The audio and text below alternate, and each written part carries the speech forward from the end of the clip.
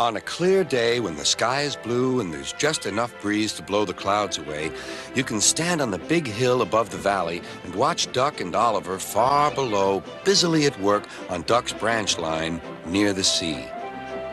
The two engines are very proud of their matching coats of gleaming color. Oliver often talks about the time that Douglas saved him from scrap. If it wasn't for his help, Oliver will say, I might have been caught when I ran away from the scrapyard, and I would never have come to live here on Sir Topham Hatt's railway. The other engines all wanted to know about Oliver's adventures. Amazing, remarked Henry. Oliver, said James, has resource. And sagacity, put in Gordon. What does that mean, whispered Percy.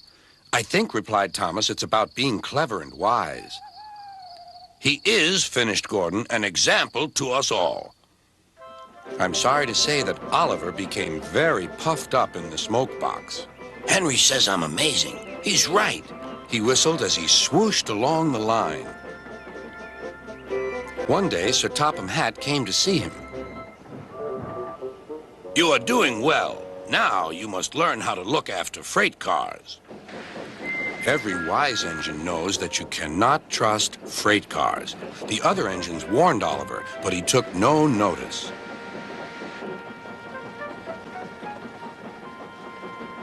You think I can't manage, he said huffily. Gordon knows better. He says I'm sagacious. You may be good gracious or whatever you call it, but cars can be troublesome, and...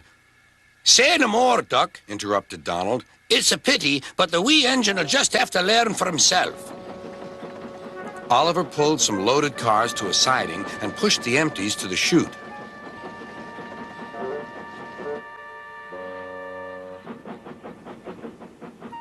Then he came back to take the loaded cars away.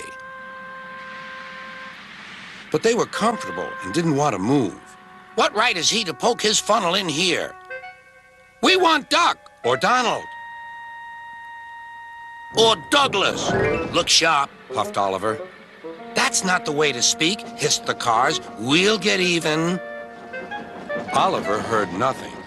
The cars moved smoothly at first, then suddenly Oliver felt them push forward. His driver applied the brakes, but they were useless against the surging cars. On, yelled the cars.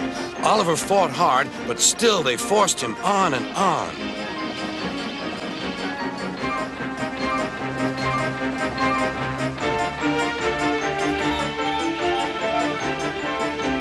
At last, the cars grew tired.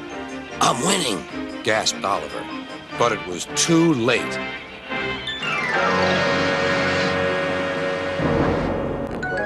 Oliver lay bruised and bemused, bunker down in the turntable well.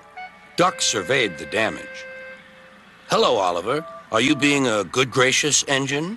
Beg pardon, but we really don't like this sort of surprise. Donald and Douglas will miss their turntable until it is mended. That evening, Oliver was hauled gently to safety. I'm sorry, sir, he said to Sir Topham Hatt. I should have listened to Duck's advice.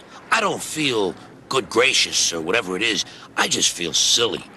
Well, Oliver, replied Sir Topham Hatt, now you know the damage cars can do. Yes, I do, sir.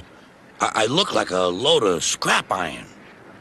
Oh, I don't think so, laughed Sir Topham Hatt. But you do need to go to the works to be mended. The other engines now felt sorry for Oliver. The branch line won't be the same without you, whistled Duck. Come back soon.